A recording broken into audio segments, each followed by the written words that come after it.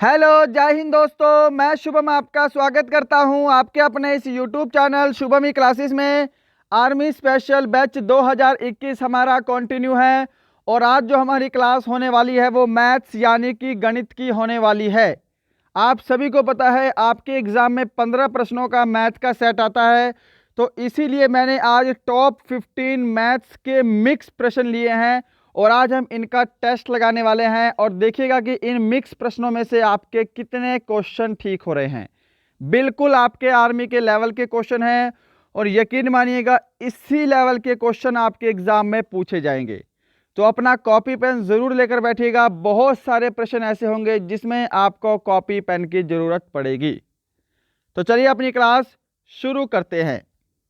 तो देखो जी, यहाँ पे टोटल प्रश्नों की संख्या है 15 और मैं आपको टारगेट दे रहा हूँ 13 प्रश्न ठीक करने का। इन 15 में से आपके 13 प्रश्न ठीक होने चाहिए पेपर में, तभी आप मानना कि आपका स्कोर अच्छा होगा, है ना। नहीं तो 15 प्रश्नों में से 7 से 8 प्रश्न तो बहुत सारे स्टूडेंट करके आएंगे जिनको मैथ अच्छे से नहीं आता, वो भी कर देते हैं। तो 15 में से कम आपको 13 एग्जाम में भी ठीक करने पड़ेंगे। तो चलिए शुरू करते हैं। पहला प्रश्न है आपके सामने स्क्रीन पर, जल्दी से हो सके आपको आंसर देना है। यदि आपको थोड़ा समय चाहिए तो आप वीडियो को रोक सकते हैं। पहला प्रश्न है 6 अंकों की छोटी से छोटी संख्या में से 5 अंकों की सबसे बड़ी संख्या घटाने पर क्या बचेगा। बहुत ही आसान प्रश्न है और ये जो प्रश्न है ये आपके जो ओरिजिनल पेपर हुए हैं 1 नवंबर को उन्हीं में से लिए गए हैं, बट मैंने सभी प्रश्नों की रकम जो है वो चेंज कर दी है। तो देखिएगा 6 अंकों की छोटी से छोटी संख्या कौन सी होगी। 1 2 3 4 5 6, राइट। और 5 अंकों की सबसे बड़ी संख्या क्या होगी। 9 9 9 9 एंड 9, राइट। बस इसमें से आपको ये घटाना है और बताना है क्या शेषफल बचेगा। तो यहाँ पे एक ही शेषफल बचेगा, बाकी सब क्या हो जाएगा, ये 0 हो जाएगा। तो ऑप्शन डी को जो भी आंसर दे रहे हैं वो बिल्कुल करेक्ट आंसर है। सभी का आंसर बिल्कुल सही आ रहा है। ऐसे ही अपना टेस्ट लगाना है आपको। हो सके तो 15 में से 15 प्रश्न ठीक करिएगा। क्वेश्चन नंबर दूसरा आपके सामने, निम्न में से क्या समकोण त्रिभुज के क्षेत्रफल का सही सूत्र होगा। जल्दी से आंसर दीजिएगा। ऑप्शन आपके सामने है स्क्रीन पर। तो देखो जी, करेक्ट आंसर होगा इसका ऑप्शन सी, 1/2 आधार गुणा ऊंचाई। समकोण त्रिभुज आपको पता है ऐसे होता है ना, बीच में 90 डिग्री का कोण बनता है। तो इसका क्षेत्रफल होता है 1/2 आधार गुणा ऊंचाई। क्वेश्चन नंबर आपके सामने थर्ड, किसी आयत की लंबाई 40 मीटर तथा उसका क्षेत्रफल 400 वर्ग मीटर हो तो आयत का परिमाप ज्ञात करो। वेरी वेरी इंपॉर्टेंट, ऐसा ही लेवल आपके एग्जाम में पूछा जाएगा। जल्दी से कॉपी पेन लेके सोल्व कीजिएगा और मैं सोल्व कर रहा हूं। यदि आपको यह क्वेश्चन नहीं आता तो मेरे साथ सॉल्यूशन देखेंगे। देखो जी, सबसे पहले बात, आयत का जो क्षेत्रफल होता है, आयत का क्षेत्रफल वो क्या होता है, वो होता है लंबाई गुणा चौड़ाई, राइट। और हमसे आयत का परिमाप भी पूछा है। तो आयत का जो परिमाप होता है उसका सूत्र होता है 2 गुणा लंबाई प्लस चौड़ाई। अब देखो, हमको लंबाई मालूम है, हमको चौड़ाई पहले निकालनी पड़ेगी परिमाप निकालने के लिए। अब यहां पर आप देखिएगा कि आयत का जो क्षेत्रफल है वो लंबाई गुणा चौड़ाई है, लंबाई गुणा चौड़ाई। और यहां पर कितना दे रखा है आपको, क्षेत्रफल 400 वर्ग मीटर।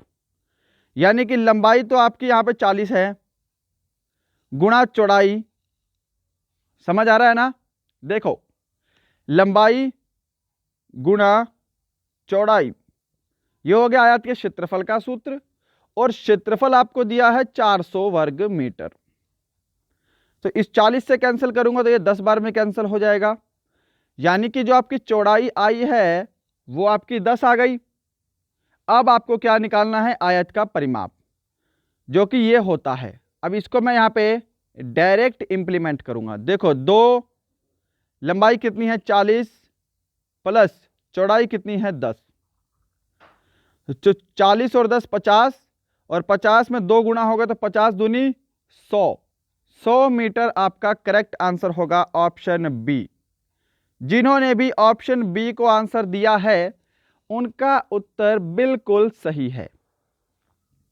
बढ़े आगे, चलो साथ साथ कंप्लीट टेस्ट लगाइएगा, क्योंकि मैथ के प्रश्नों का टेस्ट मैं बहुत ही कम लेकर आता हूं।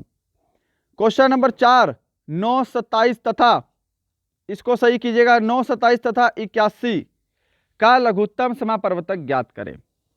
9, 27 तथा 81 का लघुत्तम समापवर्तक ज्ञात करें। तो देखो बिल्कुल करेक्ट आंसर इसका ऑप्शन डी होगा 81। इनका एलसीएम भी 81 होगा।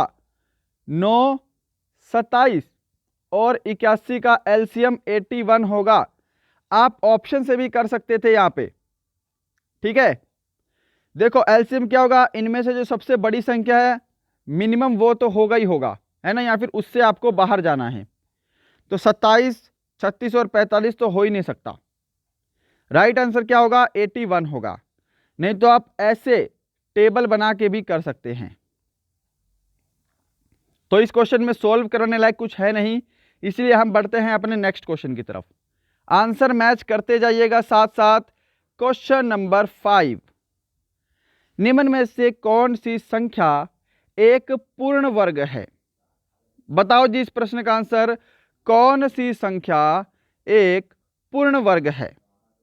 तो यहां पर देखिए सही जवाब होगा इसका ऑप्शन सी। जो भी ऑप्शन सी को दे रहे हैं उनका करेक्ट आंसर है। 324 जो है ये 18 का स्क्वायर होता है। ओके, अब देखो 624 नहीं है, क्योंकि आप सभी को पता है 625 अगर होता तो ये क्या होता 25 का स्क्वायर होता। ऐसे यहाँ पे अगर 441 होता तो ये 21 का स्क्वायर होता, है ना। तो ये भी नहीं है, ये भी नहीं है और ये भी नहीं है। ऑप्शन सी बिल्कुल करेक्ट आंसर होगा। मैं उम्मीद करूंगा आप सभी ने बिल्कुल सही आंसर दिया होगा। क्वेश्चन नंबर 6 आपके सामने। क्वेश्चन नंबर 6 आपके सामने, 495 में वह छोटी से छोटी संख्या क्या जोड़ी जाए कि 6 से पूर्णतया विभक्त हो जाए? तो देखिएगा सिंपल सा क्वेश्चन है। 495 को हम क्या कर देते हैं, यहां से डायरेक्ट 6 से भाग करते हैं। 6 8 48, यहां पे आपका एक बचा, ऊपर से आ गया 5। अब देखो आप सभी को पता है 6 तिया कितने होते हैं 18 होते हैं, यानी कि इस 15 में यदि हम 3 जोड़ देंगे तो ये 18 बन जाएगा और 6 से पूर्णता भाग हो जाएगा। समझ पा रहे हो ना। तो यहां पे ऑप्शन ए आपका करेक्ट आंसर होगा। ऑप्शन ए, 3 जोड़ने पर वह संख्या पूरी तरह से 6 से भाग हो जाएगी।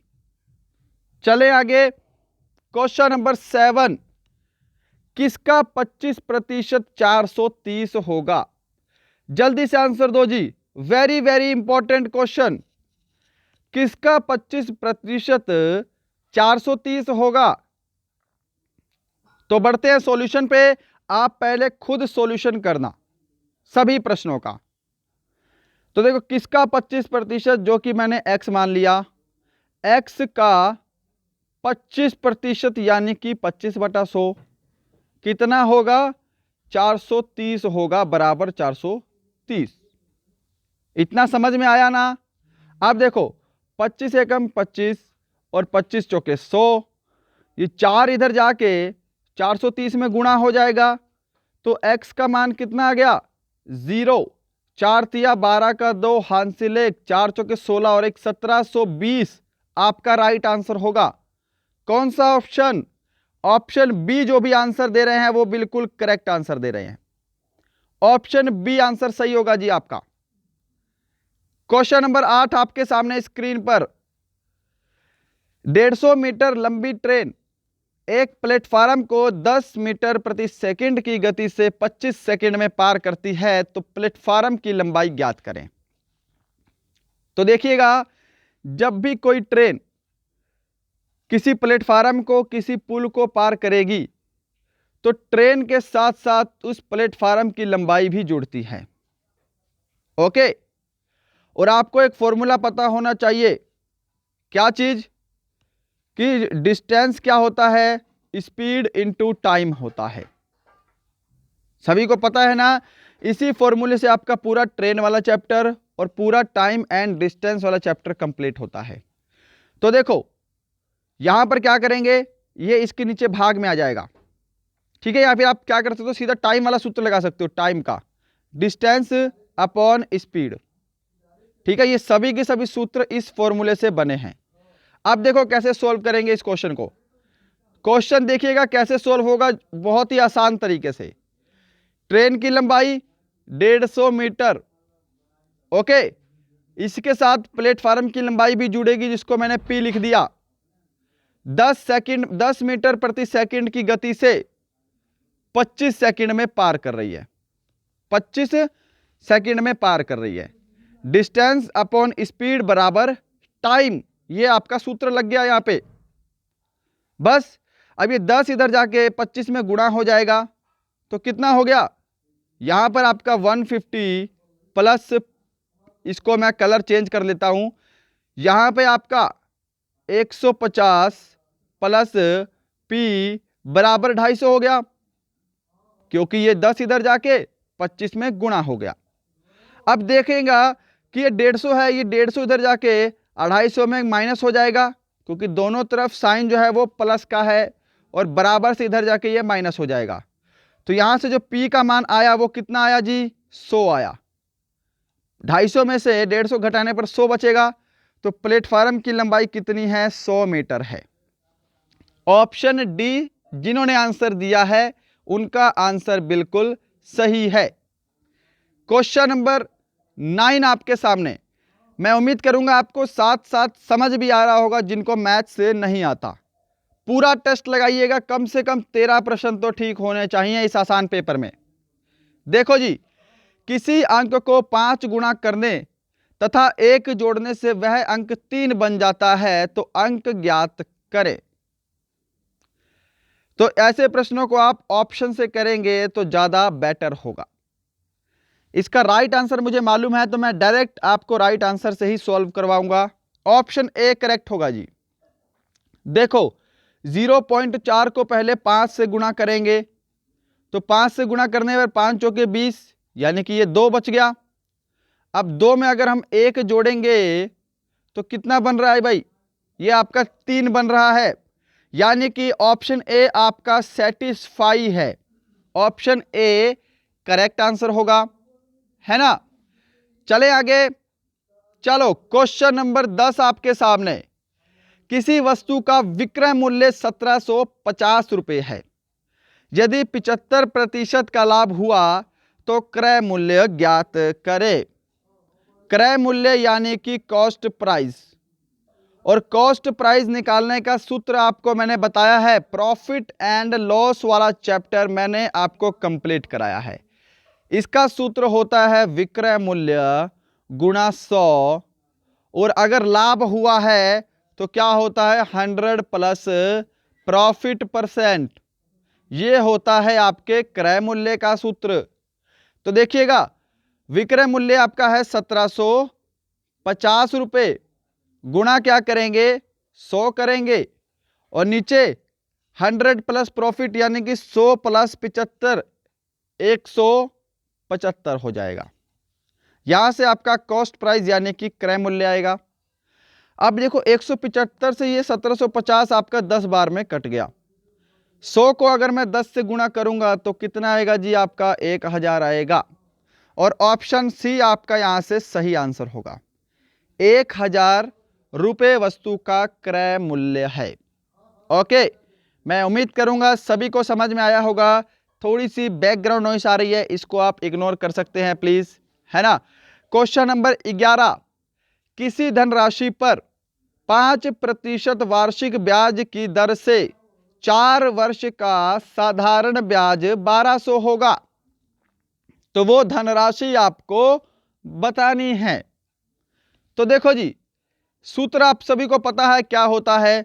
यदि हमको प्रिंसिपल निकालना है, मूलधन निकालना है, और हमको साधारण ब्याज दिया है तो सूत्र होता है सिंपल इंटरेस्ट, यानी कि साधारण ब्याज गुणा 100 और नीचे आपका होगा दर गुणा समय। ये आपका प्रिंसिपल का सूत्र है। अब डायरेक्ट सोल्व करेंगे। साधारण ब्याज दिया है आपको 1200 गुणा 100 और नीचे क्या करेंगे 5% और यहां पे 4 वर्ष, 5 गुणा 4। सही है ना। अब देखो यहां पे सोल्व करते हैं इसको। 5 चौके डायरेक्ट करेंगे, 5 चौके 20 और 20 से मैं काट दूंगा 20 पंजे 100, 12 पंजे 60 और ये 2 जीरो और, यानी कि 6000 रुपए वह धनराशि थी। ऑप्शन ए इसका राइट आंसर होगा। ज्यादा स्पीड में तो नहीं करवा रहा ना, आसान आसान क्वेश्चन है इसलिए हम नॉर्मल लेकर चल रहे हैं। ओके, आप पहले खुद से जरूर सोल्व कीजिएगा, तभी मजा आएगा आपको टेस्ट देने में। 15 में से टारगेट है 13 प्रश्न का। क्वेश्चन नंबर आपके सामने 12, जल्दी से आंसर दो। लो जी, बिल्कुल आसान प्रश्न। प्रथम 6 विषम संख्याओं का औसत ज्ञात करें। तो प्रथम 6 विषम संख्याएं कौन सी होंगी? वो संख्याएं होंगी 1, 3, 5, 7, 9, 11। 1, 2, 3, 4, 5, 6, ये हो गई पूरी विषम संख्याएं 6। इनका औसत निकालना है। औसत का सूत्र क्या होता है? आंकड़ों का योग, संख्याओं का योग, और भाग करेंगे हम किससे? कुल संख्या से। यह आपका औसत का सूत्र होता है। तो देखो 9 और 11 कितने हो गए? 20 हो गए। इन सभी को हमको जोड़ना पड़ेगा पहले। 9 और 11 20, 20 और 7 27, 27 और 5 32, 32 और 3 35, 35 और 1 36। तो इनका जोड़ 36 आ गया। टोटल संख्याएं आप सभी को पता है 6 है, तो 36 को 6 से भाग करेंगे तो राइट आंसर क्या आएगा? 6। ऑप्शन डी आपका करेक्ट आंसर होगा जी। यहाँ पे ऑप्शन डी जिन्होंने दिया है उनका आंसर बिल्कुल सही है जी। क्वेश्चन नंबर 13 आपके सामने स्क्रीन पर, जल्दी से आंसर दीजिएगा, इसको फटाफट से सोल्व करना है। और उससे पहले बोलूंगा, यदि आपने अभी तक हमारा यह वीडियो लाइक नहीं किया है तो सबसे पहले वीडियो लाइक कीजिएगा। लाइक का बटन आपके सामने दिखाई दे रहा है। यदि आपने अभी तक किसी फ्रेंड को शेयर नहीं किया है, जो आपके फ्रेंड आर्मी की तैयारी कर रहे हैं, तो उन्हें शेयर जरूर कीजिएगा। यदि आपको लगता है कि हमारा यह चैनल आपकी प्रिपरेशन के लिए हेल्पफुल है तो सब्सक्राइब करके बेल आइकन जरूर दबाइएगा, जिससे हमारी आने वाली सभी इंपॉर्टेंट वीडियोस की नोटिफिकेशन आपको मिलती रहे। चलिए क्वेश्चन पे चलते हैं, क्वेश्चन का सॉल्यूशन करते हैं। किसी विद्यालय में 20% विद्यार्थी गोल्फ खेलते हैं तथा शेष का 20% विद्यार्थी शतरंज खेलते हैं। यदि शेष विद्यार्थियों की संख्या 1600 हो तो कुल विद्यार्थियों की संख्या ज्ञात करें। क्वेश्चन को ध्यान से पढ़िएगा। क्या कह रहा है कि मान लीजिए कुल विद्यार्थी कितने हैं? 100% होंगे भाई। इसमें से 20% विद्यार्थी गोल्फ खेलते हैं। 100 का 20% विद्यार्थी गोल्फ खेलते हैं तो कितने बच गए? 80% बचे। अब यहां पर देखो शेष का 20% विद्यार्थी शतरंज खेलते हैं। अब यहां से सीधा 20 माइनस करके 60 मत कर देना भाई, गलत हो जाएगा, क्योंकि यहां पे लिखा है शेष का 20%, यानी कि टोटल कितना है? अभी 80 बचा है। 80 का 20% शतरंज खेलते हैं। 80 का 20% कितना होगा? 16 होगा। 80 का 20% 16 होगा, तो 16% शतरंज खेलते हैं। तो यहां पे आपका अब बच गया 64% अब आपका बचा है। समझ में आया है ना? यहां पे सभी को ये स्टेप आपको यहां पे लगाना था। तो देखो यहां पे जी, अब बचा है शेष कितने बचे हैं? 64%, और 64% का मान आपको दिया है 1600, तो 1600 के बराबर हो गया। 16 एकम 16, 16 चौके 64। तो यहां से 1% का मान कितना होगा? 1% का मान होगा आपका 25। करेक्ट है इतनी बात? कुल विद्यार्थियों की संख्या ज्ञात करो। तो यदि 1% का मान 25 है तो 100% का मान हमको निकालना है। सिंपल, 2500 आपका करेक्ट आंसर होगा। 25 को 100 से गुणा कर दो, 2500 सही आंसर होगा। चलो जी, क्वेश्चन नंबर 14 आपके सामने स्क्रीन पर। यदि A/B 4/3 तथा B/C 5/8 हो तो A/C का मान ज्ञात करो। और देखो, इसका PDF आपको टेलीग्राम चैनल पे मिल जाएगा। काफ़ी दिन से हमारी PDF नहीं डल रही थी, है ना, तो कोशिश करूंगा जो पिछली PDF आपकी रुकी हुई है वो भी हमारे टेलीग्राम चैनल पर आ जाए। एक्चुअली मैं कहीं गया हुआ था शिमला घूमने के लिए, इसलिए मैं इतना सारा काम नहीं कर पाया, है ना। तो कोशिश करूंगा कि डेली आपको PDF हमारे टेलीग्राम चैनल पर मिलती रहे, और जो पुरानी PDF रुकी है वो भी हमारे टेलीग्राम चैनल पर डाल दूंगा। और बहुत ही जल्दी मैं शिमला का व्लॉग्स लेकर आ रहा हूँ, राइट। आपको बता दूंगा वो वीडियो आप कैसे देख पाओगे, उसके ऊपर मैं थोड़ा सा एडिटिंग का काम कर रहा हूँ। तो देखो जी, इस क्वेश्चन का आंसर करेंगे फटाफट से। A/B/C, यहां पर मैंने ऐसे लिख दिया इसको, और ये रेशियो एंड प्रपोर्शन मैं आपको कंप्लीट करवा चुका हूं। A/B कितना है 4/3, B/C कितना है 5/8। तो मैंने आपको डायरेक्ट बताया था कि ये डायरेक्ट कैसे सॉल्व होगा। इस 4 को इससे गुणा करना है 5 से, यहां पे आ गया 20। रेशो 3 को 5 से गुणा करेंगे 15। रेशो 8 को 3 से गुणा करेंगे 24। करेक्ट है ना। अब A/C का मान निकालना है, A/C का मान निकालना है, तो निकालो जी। A/C का मान कितना है, यहां पे देखिएगा 20/24 है। 4 से कैंसिल हो रहा है ना, बिल्कुल हो रहा है जी। 4 पंजे 20 और 4 छिके 24, 5/6। ऑप्शन डी आपका करेक्ट आंसर होगा। ऑप्शन डी जिन्होंने दिया है उनका आंसर बिल्कुल सही है। और क्वेश्चन नंबर 15 और आज का लास्ट क्वेश्चन, जल्दी से आंसर दीजिएगा। रमन किसी काम को 18 दिन में तथा अमन उस काम को 12 दिन में करता है, दोनों मिलकर काम को कितने दिन में पूरा करेंगे। तो देखो, आर से लिख दिया मैंने रमन, किसी काम को कर रहा है 18 दिन में। ए से हो गया अमन, और वो उस काम को कर रहा है 12 दिन में। तो यदि मैं इनका एलसीएम ले लूं तो ये इनका टोटल वर्क यूनिट हो जाएगा। इनका एलसीएम कितना हो गया, 36 हो गया, और ये 36 यूनिट क्या है, टोटल वर्क है। 18 को 36 से भाग करूंगा, कितना बचेगा, 18 दूनी 36, 12 तिया 36। तो ये 2 और 3 क्या है, रमन और अमन की कार्य करने की क्षमता है एक दिन की। तो हमको बोला है दोनों मिलकर काम को कितने दिन में पूरा करेंगे। तो देखो, टोटल काम आपका 36 है, दोनों की एफिशिएंसी कितनी हो जाएगी एक दिन की, 5 हो जाएगी, और इससे हम इसको भाग कर देंगे तो हमारा काम आ जाएगा दोनों मिलकर काम को कितने दिन में करेंगे। 5 सत्ते 35.5 दूनी 10, 7.2 दिन। ऑप्शन इसका डी करेक्ट आंसर होगा जी। ऑप्शन डी बिल्कुल सही आंसर होगा। तो गाइस, ये थे आपके मैथ के पूरे 15 प्रश्नों का मॉक टेस्ट। बताना आपको सेशन कैसा लगा। ऐसा ही लेवल आपके एग्जाम में आएगा। अपना स्कोर कमेंट कीजिएगा, आपका स्कोर कितना है। और कल संडे है, आप सभी को बताया हमारा 50 प्रश्नों का कंप्लीट मॉडल पेपर डिस्कस होता है, तो उसका वेट कीजिएगा। सुबह 10 बजे हमारी मॉडल पेपर की क्लास होगी। मिलते हैं कल किसी अच्छे टॉपिक के साथ। तब तक के लिए जय हिंद, जय भारत।